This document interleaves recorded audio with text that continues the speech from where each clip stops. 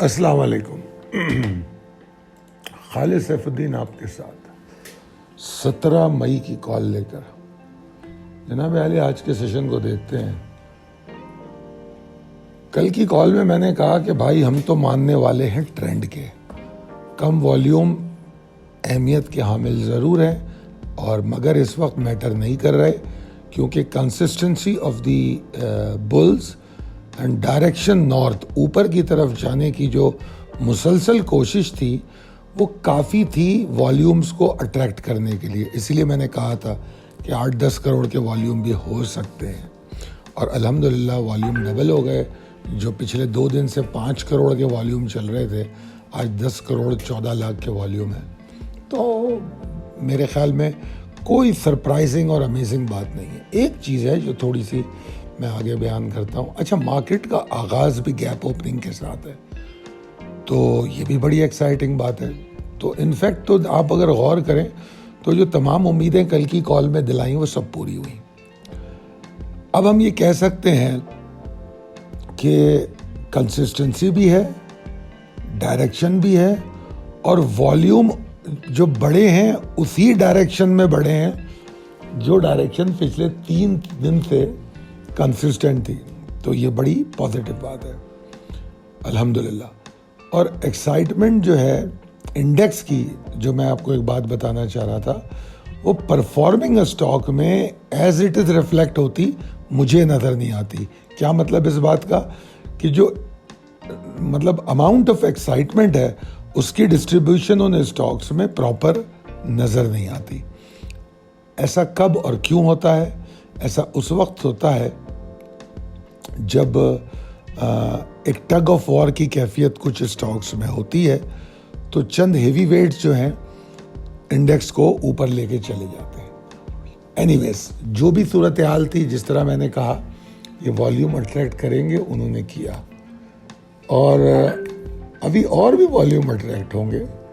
اور انفارچونیٹلی جس طرح میں نے کہا ہے آگے کہ جو سائیڈ لائنر تھے وہ مارکیٹ میں آ گئے، مگر یقیناً پورے سائیڈ لائنر ابھی بھی نہیں آئے کیونکہ یہ ایک سائیکی ہے ٹریڈر کی کہ وہ ٹاپ پہ خریدتا ہے اور پھر باٹم پہ بیچتا ہے. جب باتیں کرتا ہے تو وہ یہ کہتا ہے یار باٹم پہ لے لو، ٹاپ پہ بیچو، مگر ریالٹی میں وہ ٹاپ پہ خریدتا ہے، باٹم پہ بیچتا ہے. کیوں ایسا کرتا ہے؟ اس لیے کہ جب مارکیٹ اٹھ رہی ہوتی ہے وہ اس کو اسمیل نہیں کرتا، سمجھتا نہیں ہے. پھر اس کے بعد جس طرح پچھلے 3 دن گزرے اس میں والیوم کم تھا تو بھی وہ ٹیمپٹ نہیں ہوا کہ نہیں یار کچھ چکر ہے.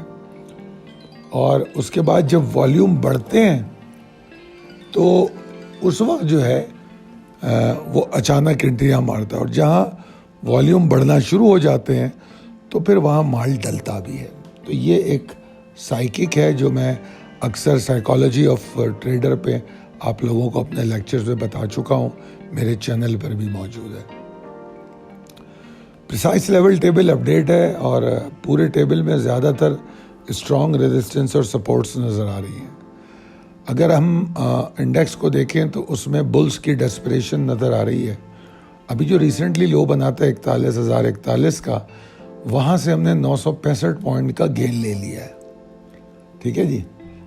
اور جس طرح میں نے ابھی کہا کہ میری امیدوں کے مطابق سائیڈ لائنر بھی مارکیٹ میں آ گئے، بے شک پورے ابھی بھی نہیں آئے. تو اور وہ عام طور پہ جیسے میں نے بتایا اس وقت آئیں گے جب انڈیکس ایگزاسٹ ہونا شروع ہو جائے گا، وہ پھر اوپر کا مال لے کے بیٹھ جائیں گے. تو جو لوگ ہمیں فالو کر رہے ہیں میرے خیال میں وہ انجوائے کر رہے ہوں گے. تو جو کچھ ابھی ہو رہا ہے مشکل سیاسی اور معاشی صورتحال میں ہو رہا ہے. تو ایسی صورت میں اگر مارکیٹ اگنور کر رہی ہے تو اچھی بات ہے، ہم مارکیٹ کے ساتھ ہیں کیونکہ ہم ٹرینڈ کے فالوور ہیں. مگر ایسی صورتحال میں ہم اپنی اسٹریٹجیز میں رد و بدل کرتے ہیں. جو عمومی رسک مینجمنٹ ہوتا ہے اس سے ہم 2 گریڈ اوپر آ کے رسک مینجمنٹ کرتے ہیں. اگر ایسے حالات ہوں تو وہ کرنا چاہیے. رسک مینجمنٹ کس کے لیے کر رہے ہیں؟ اپنی انویسٹمنٹ کو بچانے کے لیے کر رہے ہیں. تو کوئی مذائقہ یا شرم نہیں ہے، ہونی چاہیے اس میں. ٹھیک ہے نا. تو اگر ہم اس ایکسائٹمنٹ کا پیچھا بھی کریں, ان ٹارگیٹس کو چیز بھی کریں, تب بھی میں زور دوں گا اسٹاپ لاس کو ضرور ٹریل کریں. اور کسی بھی ایسی بات سے جو بلز کا پاور شو ہے اس سے ٹریپ نہ ہو جائیں کہ اگر والیوم بڑھتے ہیں اور مال ڈل جاتا ہے تو آپ وہاں مال خرید کے نہ بیٹھے ہوں. ٹھیک ہے نا, اس بات کو مت بھولیے گا. 4 مسلسل سیشن, میں 4.5 کہوں گا, کیونکہ جہاں لو بنا تھا اس دن اچھی ریکوری لے کے بند ہوا, تو آدھا سیشن ریکوری والا وہ اور 4 یہ بلش سیشن. 4.5 سیشن میں 965 پوائنٹ کی تیزی اس بات پہ پوائنٹ کرتی ہے کہ بلز کو اگر بریتھ کرنے کا ٹائم چاہیے تو ملنا چاہیے. کوئی اس میں مذائقہ نہیں ہے, اس کو اپروپریٹ کریکشن کہا جاتا ہے. تو لہٰذا ٹریلنگ اسٹاپ لاس کریں گے تو اس کریکشن میں آپ کا ہاتھ آیا ہوا پروفٹ واپس نہیں جائے گا. کل مارکیٹ مجھے 42,145 153 پہ کو ٹارگٹ کرتی نظر آ رہی ہے, بلکہ شاید اس کے قریب ہی کھلے وہ. اور اگر ایسا ہوتا ہے تو پھر 42,330 سے 432 تک کا ایریا مارکیٹ کا ٹارگٹ ہوگا. اور ان دونوں لیول پہ آپ کو ٹریلنگ اسٹاپ لاس کرنا ہوگا. ٹھیک ہے, آپ کو یہ نہیں سوچنا ہوگا کہ بس یہاں سے ابھی پھر 1000 پوائنٹ اوپر جا رہی ہے. بس یار تھوڑا پیشنس, ہمت, صبر اور ریئلسٹک طریقے سے مارکیٹ کو چیز کریں. مارکیٹ 965 پوائنٹ بڑھ گئی. آج پوری رات واٹس ایپ پہ جو ہیں جذباتی باتیں ہوں گی, سب ٹھیک ہو گیا, ایسا ہو گیا, ویسا ہو گیا, اب تو انڈیکس 50,000 60,000 400 پوائنٹ گر جائے مارکیٹ, اب تو انڈیکس 20,000. ان سے دور رہیں, کم سے کم واٹس ایپ گروپوں میں رہیں اور کوشش کریں کہ فوکس رہیں.